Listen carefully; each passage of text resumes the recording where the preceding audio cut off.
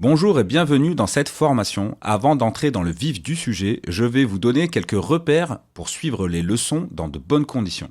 Je vais commencer par un point très important. Si vous avez déjà les bases dans Blender, vous pourrez suivre cette formation sans problème. En revanche, ne vous attendez pas à ce que j'explique des actions basiques ou que je détaille l'usage de chaque outil utilisé. Tout au long de la formation, vous verrez quelle touche du clavier j'utilise grâce à l'indicateur en bas à droite de l'écran.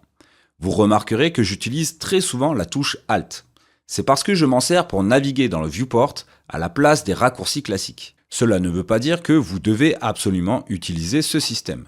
Cette différence de navigation ne change quasiment rien à l'utilisation de Blender.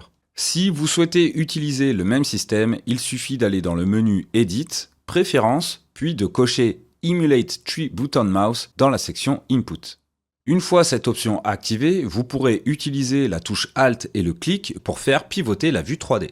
Avec la combinaison Alt plus CTRL, vous pourrez zoomer et dézoomer de manière fluide et Alt plus majuscule vous permettra de déplacer le point de vue. J'en profite pour vous signaler que désormais, je ne dirai plus la touche majuscule, mais la touche Shift.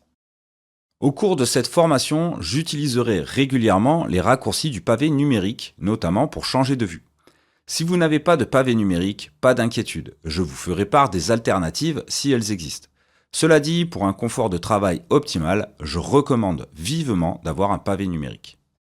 Vous trouverez la piste sonore de la musique dans les fichiers du projet. Elle est basée sur le morceau de Scott Joplin, The Entertainer, qui est libre de droit et que vous pouvez utiliser comme bon vous semble sans vous soucier des droits d'auteur. Pour la réaliser, j'ai utilisé FL Studio, mais n'importe quel logiciel de création musicale vous permettra de faire ce type de piste sonore très simple pour vos prochaines réalisations. Il y a plusieurs sites en ligne qui proposent ce service, comme Online Sequencer que je trouve simple et efficace et qui en plus ne demande pas d'inscription au préalable. Vous trouverez le lien dans la description.